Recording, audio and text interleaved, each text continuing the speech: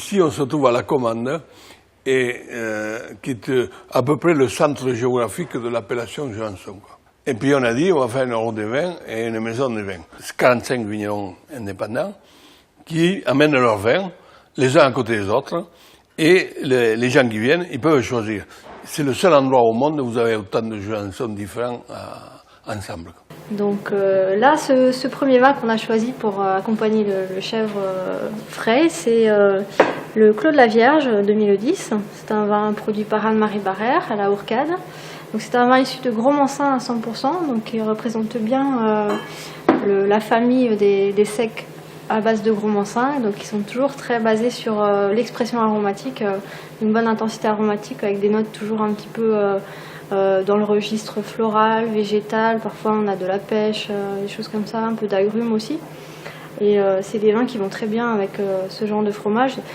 Au niveau aromatique, c'est vrai qu'on retrouve vraiment des points communs entre ce fromage-ci. Alors le deuxième sec, c'est celui-ci, c'est une cuvée qui s'appelle Renaissance, de Sébastien Coustaret, vigneron à la Seube.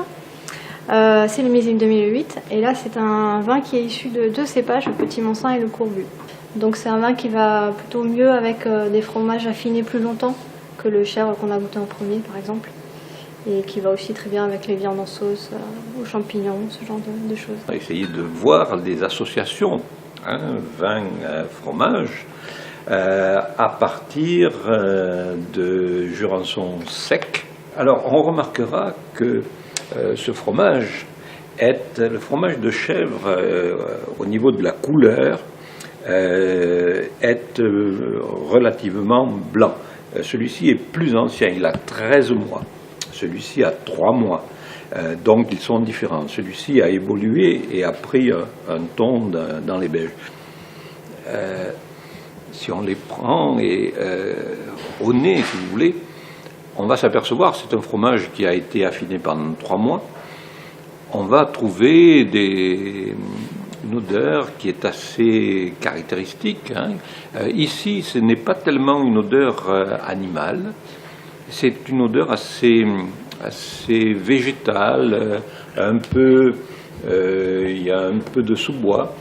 Un peu de foin, si vous voulez, et bien sûr une très légère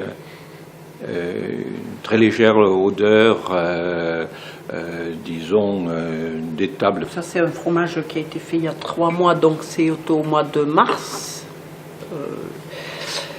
Et c'est du fromage, les chèvres étaient nourries quand même avec pas mal de foin. Au mois de mars, l'herbe commence à pousser. Donc, un fromage fait de production plutôt hivernale encore. Alors, on peut le goûter.